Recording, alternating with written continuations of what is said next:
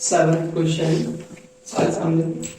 A chord of the circle of radius 12 centimetre chord है ना किसी सर्कल की और उस सर्कल की रेडियस कितना है 12 centimetre subtends an angle of कितना 120 degree at the centre find the area of the corresponding segment of the circle.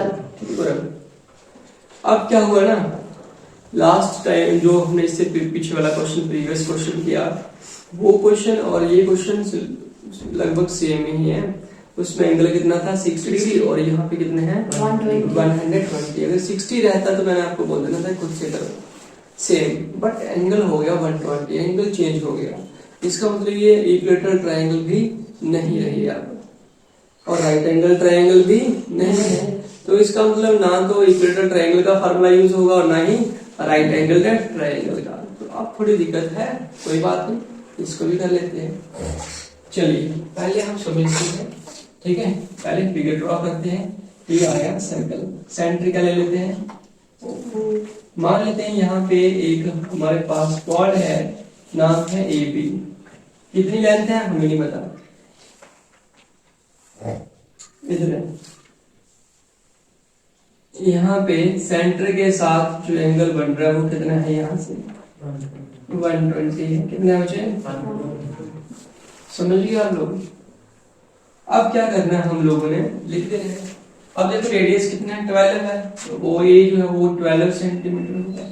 तो ये भी कितना है radius of circle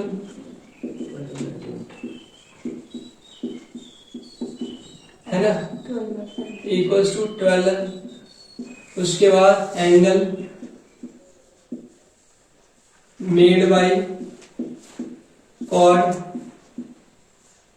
eight the कहां पे सेंटर, वो कितना 120, मतलब थीटा की वैल्यू कितनी आ गई है अभी 120 आ गई है। क्लियर। हमें क्या करना है सेगमेंट का एरिया निकालना है। ये रहा ये वाला सेगमेंट, तो वही फार्मूला यूज होगा area of sector minus area of क्या ट्रायंगल। ठीक है ना, लगा देते हैं एरिया ऑफ सेगमेंट। सेगमेंट का नाम भी लिख सकते हैं, पता आपको कैसे लिखेंगे। देखिए ये वाला सेगमेंट है, ये वाला शेडेड, तो ऐसे लिखते हैं एरिया ऑफ सेगमेंट। तो कैसे लिखते हैं शेडेड रीजन, ऐसे दिखा सकते हैं। फिगर देखने से बदलता है सेगमेंट कहां पे। उसके बाद क्या करेंगे बताओ मुझे। Area of sector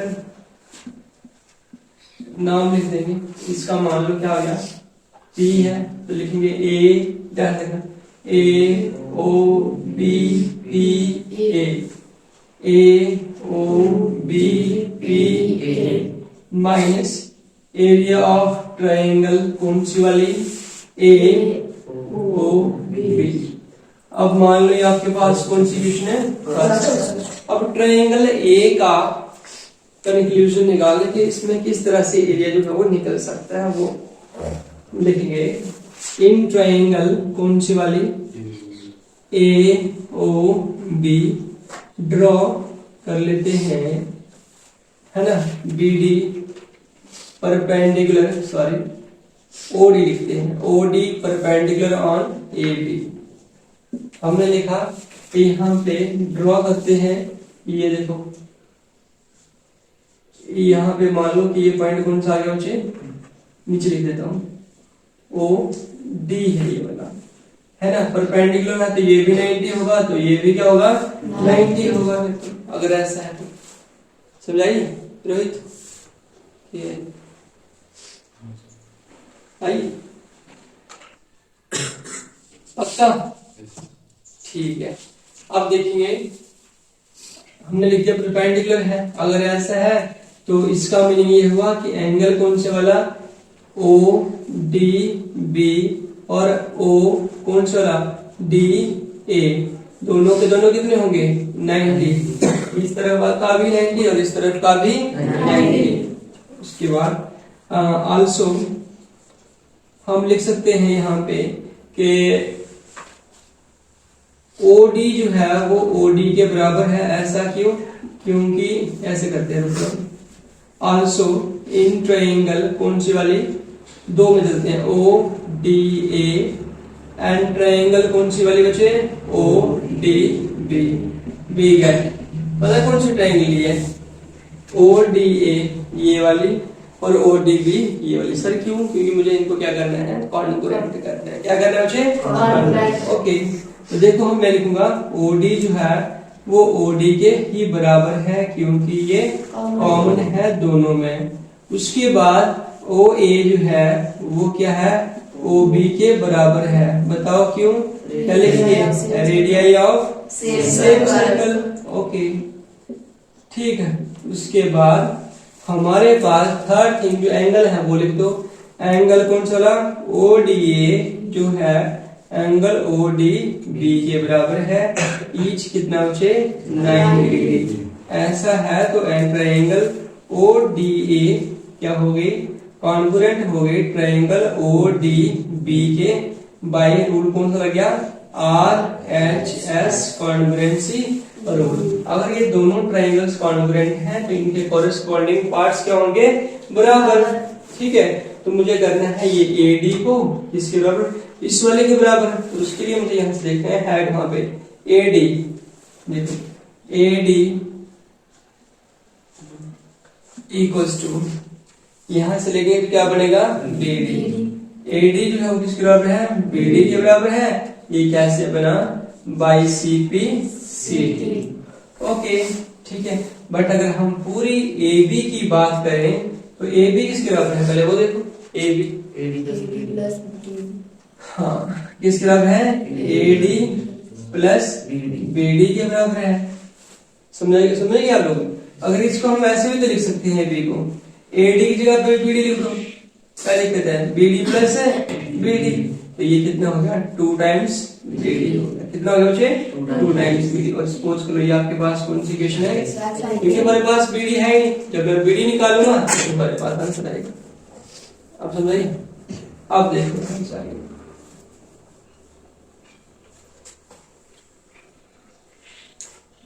in triangle कौन सी वाली? अब इसमें लेंगे O in triangle O D B. ठीक है, कौन सी वाली में? ओ डी बी में। यहां जाएंगे अगर हम लोग तो हमारे पास ये क्या आएगा? सॉरी ऐसा कर लेते हैं 120। ठीक है, इसमें चलते हैं ओ डी बी में चलते हैं, ओ डी बी सी में चलते हैं। एंगल यहाँ पे देखते हैं बी पे कौन सा बन रहा है। कौन सा? वहां पे बी पे। ठीक है, या फिर किस लिए करना है इस मैसेज में करो जाओ। ये देखो ये पूरा एंगल कितना था? 120 है ना। अब ये ट्रायंगल इसकी कॉन्ग्रुएंट हुई तो इसका मतलब ये एंगल 2 हिस्सों में 2 पार्ट्स में डिवाइड हो गया। इसका मतलब ये कि यहाँ पे कितना होगा? 60। यहाँ पे कितना हो जाएगा? 60। ये भी 60 हो जाएगा। ठीक है, अब मुझे निकालना है बीडी। क्या निकालना है? बीडी। ये बन गई है राइट एंगल ट्रायंगल। तो लिख दो इन राइट एंगल ट्रायंगल। कौन सी वाली बच्चे बताओ मुझे जल्दी से? राइट एंगल ट्रायंगल कौन सी वाली? O D B. O D B B गेट। ओ डी बी में देखो ये 90 डिग्री का एंगल है, इसके सामने वाली होगी एच। एच मतलब हाइपोटेन्यूज हो गया ना। एंगल के सामने वाली क्या होगी? परपेंडिकुलर होगी। क्या होगी बच्चे? परपेंडिकुलर। और परपेंडिकुलर अपॉन हाइपोटेन्यूज इसका फार्मूला होता है साइन का। तो लिखाएंगे sine theta P. Sine theta कितना आ गया बच्चे? 60। रुक जाओ, साइन थीटा का फार्मूला परपेंडिकुलर अपॉन हाइपोटेन्यूज। अब परपेंडिकुलर साइन और थीटा की वैल्यू कितनी है यहाँ पे? 60। परपेंडिकुलर मैंने बोल दिया ये क्या है? बीडी है। क्या बच्चे? बीडी। और हाइपोटेन्यूज की है बच्चे? ओबी है। क्या है? ओबी। साइन 60 डिग्री की वैल्यू पता कितने दी? √3 अपॉन कितना? √3 अपॉन कितना आ गया? 2। ठीक है, इक्वल्स टू आगे क्या है? बीडी। बीडी कितना है? बीडी कितना निकाल लेना? Yes sir. ओके, और ओबी कितना है ये बता दो। ओबी 12। तो यहाँ डाल दो कितना? 12। तो कुल मिलाकर के ये आ गया 12√3 अपॉन 2 इक्वल टू कितना आ गया मुझे? बीडी। समझे क्या बोल रहा हूँ? अब देखो ये आएगा 2 1 जा क्या 2 2 6 या 12। तो BD हमारे पास कितना आ गया अभी 6√3 सेंटीमीटर लगाना है तो लगा सकते हैं। ये किसकी वैल्यू निकाली BD की। फ्रॉम इक्वेशन कौन सी वाली फ्रॉम इक्वेशन सेकंड। दूसरी इक्वेशन से अगर देखा जाए तो यहां से हमें किसकी वैल्यू है AB की।